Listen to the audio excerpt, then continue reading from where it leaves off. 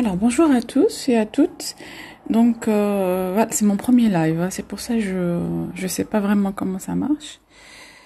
En tout cas, je voulais parler du livre The Honeymoon Effect aujourd'hui. Ce livre-là, il a été écrit par Dr. Bruce Lipton. Il a un autre livre, c'est Biology of Belief. Moi, j'ai déjà lu The Biology of Belief. J'ai fait vraiment waouh quand j'ai lu celui-là. Il m'a vraiment appris beaucoup de choses que j'avais pas idée auparavant. The Honeymoon Effect, il reprend un petit peu ce qu'il a été fait au niveau du Biology of Belief. Donc j'ai pas été dans le wow, mais il l'a un petit peu appliqué sur le côté relationnel. Donc qui est Bruce Lipton? Bruce Lipton, c'est je sais pas si je suis live ou pas. Mais apparemment, il me dit que je suis live, donc ok, je continue. Donc Bruce Lipton est un docteur, c'est un docteur en cell biology. Docteur cell biology, c'est-à-dire la biologie de cellules. Il était enseignant à l'université de Wisconsin aux USA. Donc, l'école de médecine. Donc, c'est quelqu'un qui sait vraiment de quoi il parle. Après, il s'est rendu compte que malgré qu'il a réussi dans le domaine médical, il avait vraiment des problèmes au niveau relationnel. Donc, il avait divorcé au bout de 10 ans. Toutes les relations qui ont suivi, ils ont échoué au fait. Jusqu'à après une fois, il raconte dans la partie introduction. Dans la partie introduction du livre, donc il parle un petit peu comment il a décidé à écrire en fait ce livre-là. Donc après ces différents échecs, donc une fois il était aux Caraïbes, en fait il a été enseigner dans l'université de médecine aux Caraïbes, donc il avait la belle villa au bord de la mer. Et comme il voulait vraiment avoir une relation, ça faisait déjà quelques années qu'il était divorcé, qu'il était seul. Donc il rencontra une jeune femme. Il pensait dans sa tête que s'il va lui parler de sa villa au niveau des Caraïbes, que tout simplement ça allait l'enchanter. Too needy, qui veut dire tu es trop dans le besoin en fait. Donc elle voulait pas avoir de relation avec lui. Donc c'est là il a commencé à réfléchir sur sa vie et ce qu'il dit en fait dans son livre, c'est que vraiment ça a permis de changer toute sa perspective de vie. Donc je sais que mes étudiants ils sont pas là parce que tout simplement il est 9h30 du matin, mais j'ai pas le temps, je suis désolée. Donc je fais ce live maintenant et je vais le garder sur mon Instagram, hein, donc comme ça vous pouvez le voir plus tard. Donc ça c'est concernant de son chapitre introduction. Donc pour ceux qui viennent de joindre, je le fais en français ce live, mais si ça vous intéresse, je peux le faire en anglais plus tard. Donc le premier chapitre, il l'appelle Our Drive to Bond. Drive, si on l'a traduit en français, ça veut dire notre pulsion à nous connecter, pardon. Donc là, il parle un petit peu biologiquement. On est programmé quelque part dans nos cellules à nous lier entre nous, à faire des relations en fait. Donc c'est à peu près c'est ce qu'il dit dans ce chapitre-là. Donc il parle un petit peu que le corps humain il est fait de 30 millions de cellules, que ces 30 millions de cellules ils communiquent très très bien entre eux, ils n'ont pas de problème relationnel. Donc normalement en tant qu'être humain, on est capable de faire la même chose. Voilà. Il parle vraiment en détail. Il dit que on a parmi les différentes pulsions qu'on a en fait, on a la pulsion de se nourrir, la pulsion d'avoir des relations intimes, et puis la pulsion de la relation intime, c'est-à-dire sexuelle pour procréer, et puis la pulsion de nous lier. Et il stipule dans ce chapitre-là que la pulsion de nous lier, c'est-à-dire de nous relier à notre être humain, elle est plus forte que la pulsion de procréer. Comment il explique ça? Il prouve ça, il démontre ça, en parlant par exemple, en donnant des exemples sur dans les pays développés, où il n'y a pas ce besoin de survivre, généralement les couples, ils n'ont qu'un enfant ou deux enfants. Et puis même, il y en a ceux qui décident de ne pas avoir d'enfants, en fait, parce qu'ils veulent rester ensemble pour enrichir leur relation. Alors quand la situation, elle est plutôt précaire, par exemple, dans l'exemple de l'Inde, où le fait d'avoir des enfants, il permet de survivre, au fait, parce qu'ils vont vous aider plus tard pour de la famille, ben les gens, ils procréent plus.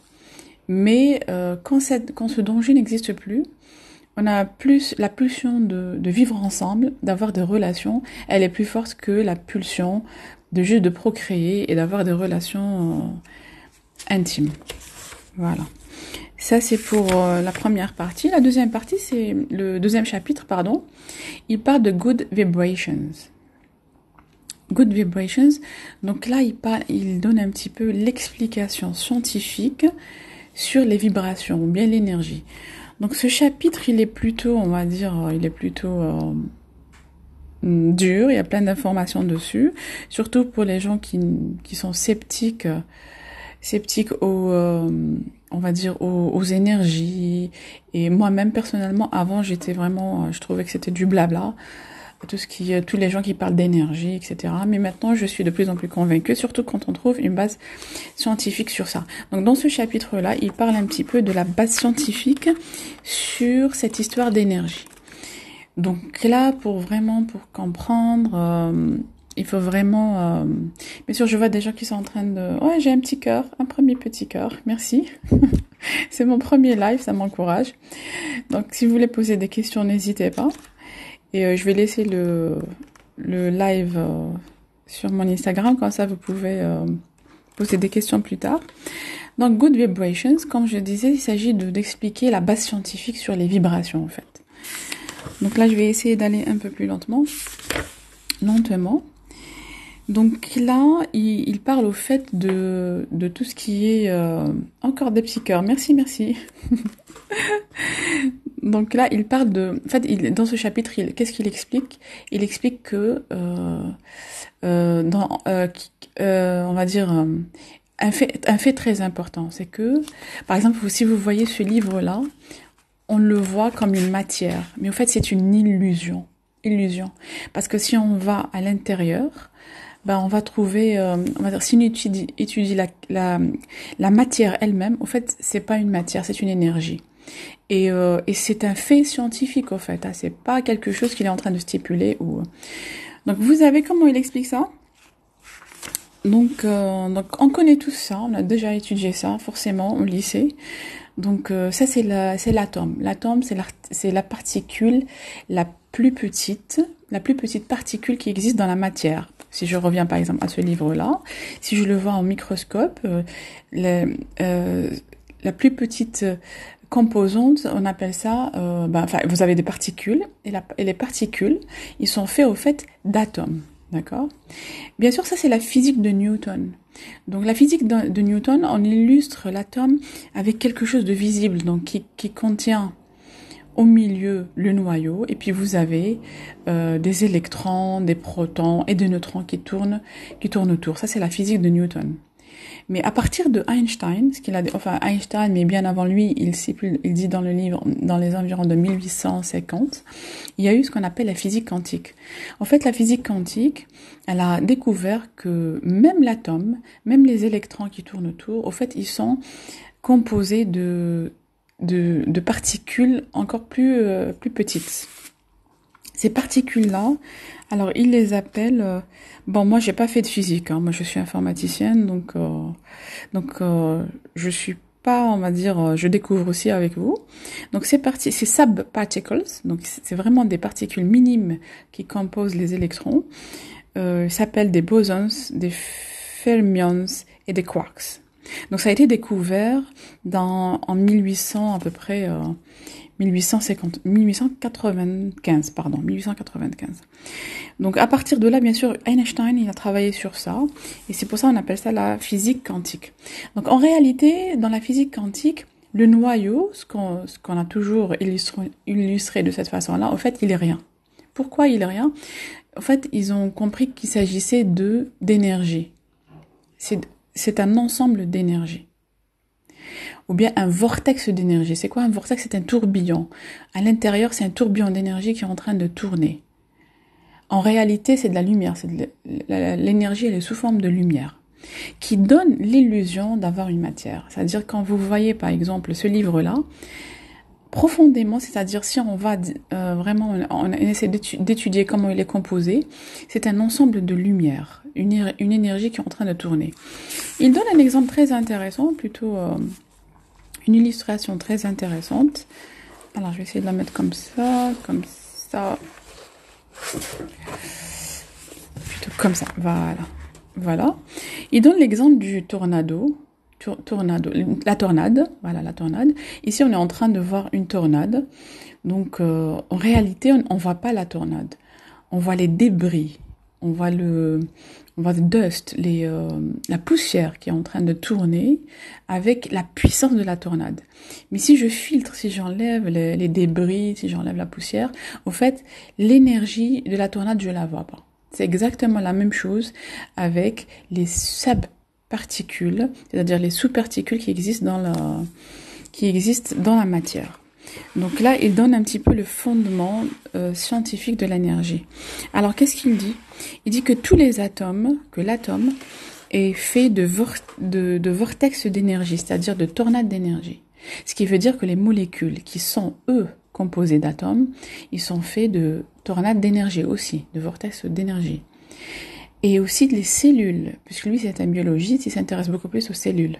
La cellule vivante, qui est faite de molécules au fait, elle est à la base un ensemble de tornades d'énergie. Et puis à la fin, nous, en tant qu'êtres humains, qui sont faits de trillions de cellules, trillions de cellules, on est au fait un vortex d'énergie. C'est vrai que physiquement, on a une apparence physique, mais il dit que c'est juste une illusion. Trick of the light, c'est-à-dire c'est la lumière au fait qui nous fait imaginer qu'on est quelque chose de physique, mais en fait on est énergie. Voilà, c'est une idée intéressante. Il donne aussi de la base scientifique sur ça. Avant ça, il explique une chose super intéressante que j'ai beaucoup aimé aussi.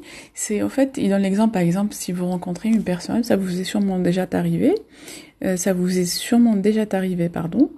vous rencontrez une personne et puis vous la sentez pas au fait. Elle est gentille, elle est polie, elle est plutôt mignonne, ou il est plutôt mignon, gentil, bien habillé, mais vous la sentez pas. Vous vous sentez pas à l'aise. Vous sentez en fait ce qu'on appelle peut-être de la mauvaise, je sais pas, on n'aime pas trop ça, bad vibes, ce qu'on dit en anglais, bad vibes. Ça vous est sûrement arrivé, donc là il vous explique un petit peu scientifiquement ce qui arrive. Donc, il vous dit, prenez par exemple l'expérience suivante. Donc, c'est quoi l'expérience? Il va jeter un caillou dans un lac, par exemple. Un lac. Donc, ce caillou-là, il va faire des ondes. D'accord? Donc, des ondes. Bien sûr, c'est très intéressant. Merci, ma chérie. Merci, ça m'encourage que les gens s'intéressent à ça. Alors, donc quand on jette un objet ou bien un caillou dans la mer, donc ça vibre en fait. Ça, on a dû expérimenter ça. Donc en physique, vous avez un ensemble d'ondes. Donc on a vu ça au lycée, j'imagine que vous aussi à l'époque du lycée. Donc là, c'est 0. Là ici, l'onde, elle est en positif et là, elle est en négatif. Alors, ce qu'il explique, quand il s'agit, par exemple, si, par exemple, il va faire une autre expérience, il va jeter, la première expérience, c'est quoi? Il va jeter 2 cailloux dans le même endroit, avec la même vitesse et la même intensité, la même force, théoriquement parlant. Donc, il va y avoir 2 ondulations. La première ondulation du caillou A et celle du caillou B. Donc, qu'est-ce qui va se passer? Ils ont été jetés en même temps. Ils ont été jetés dans le lac en même temps. Donc là, vous avez, si par exemple le caillou A, ou bien ici il parle de wave qui est le wave, onde, voilà. L'onde B et l'onde A.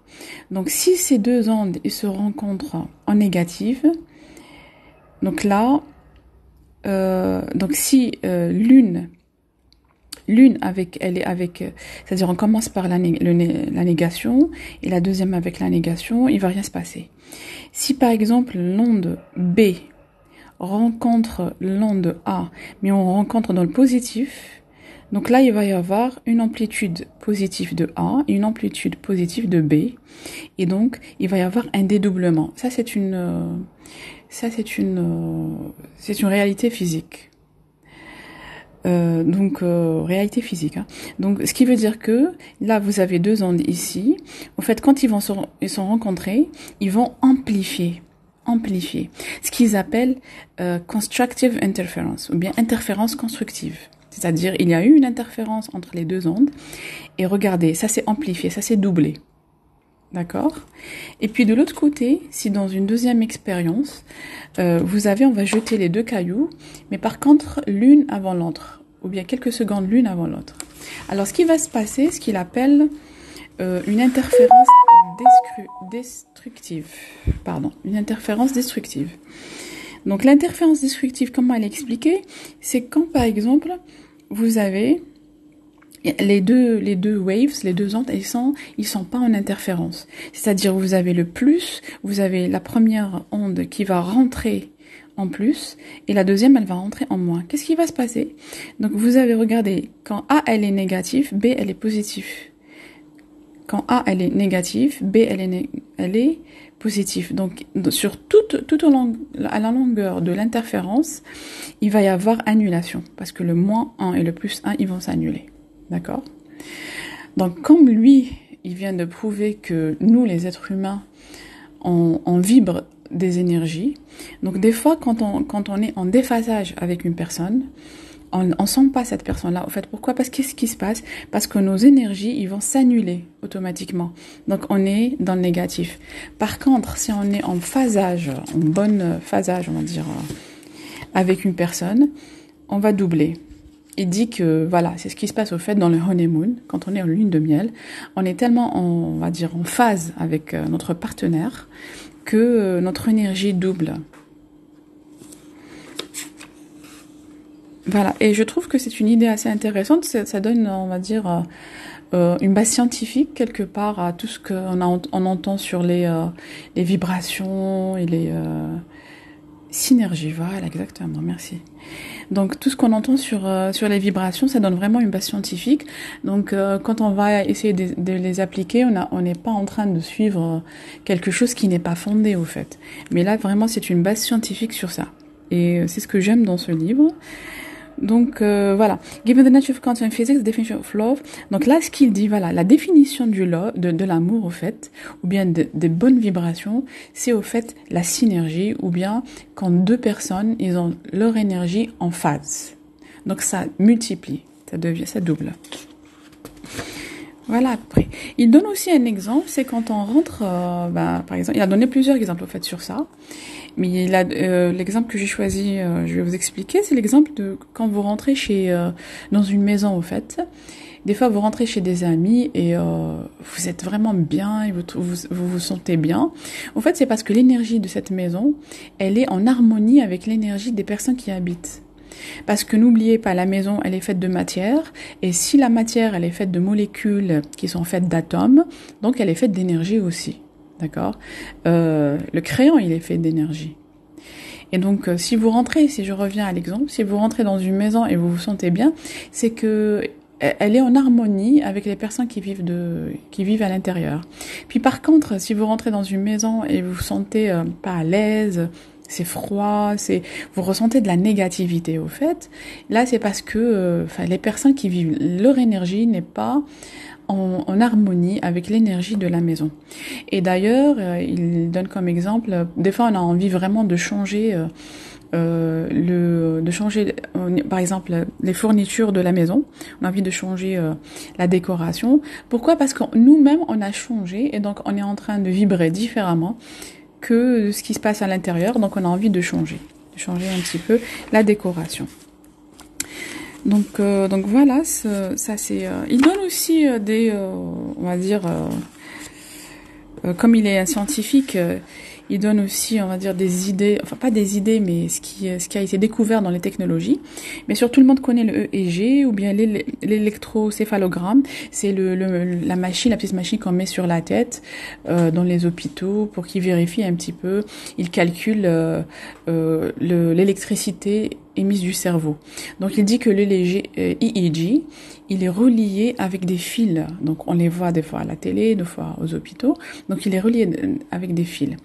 Par contre, ils ont inventé aussi un appareil qui s'appelle le magnétoencéphalographe. Le magnétoencéphalographe, c'est exactement la même chose que l'électroencéphalographe, c'est-à-dire il a des capteurs qui vont capter l'activité électrique du cerveau, mais sauf que le magnétoencéphalographe, il n'a pas de fil.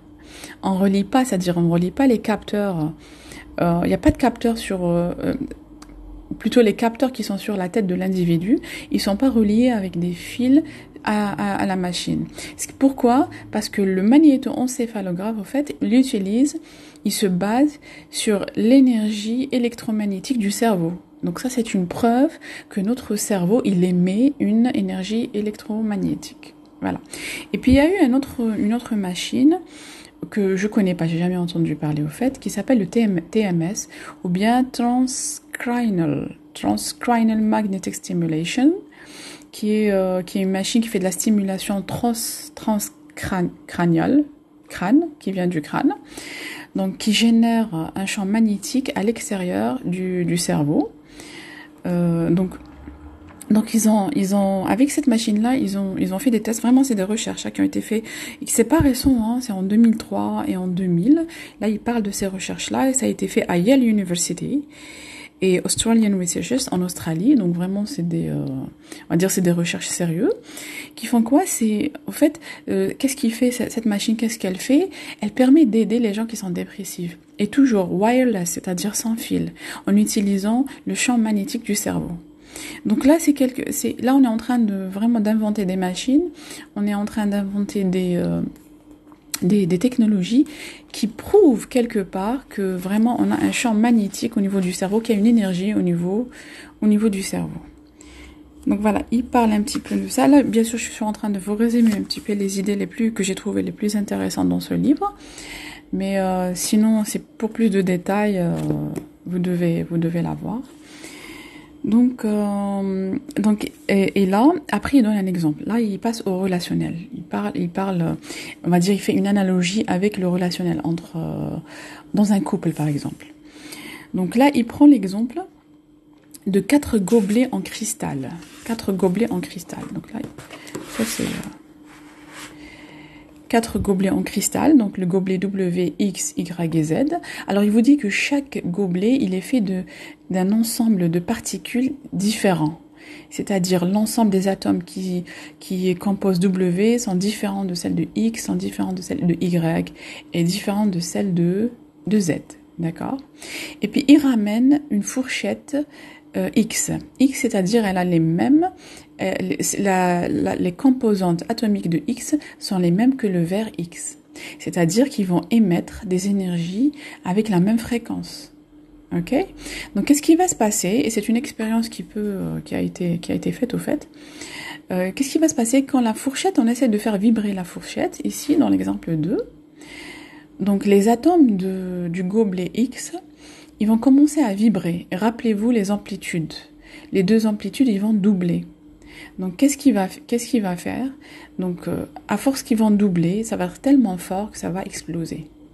Donc, par analogie, c'est ce qui se passe dans un couple lors de la période de lune de miel ou bien du honeymoon. D'accord?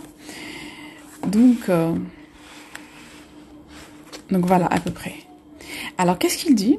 Donc, il a prouvé d'un côté que le cerveau émet une énergie, que toute cellule humaine, elle peut émettre de l'énergie.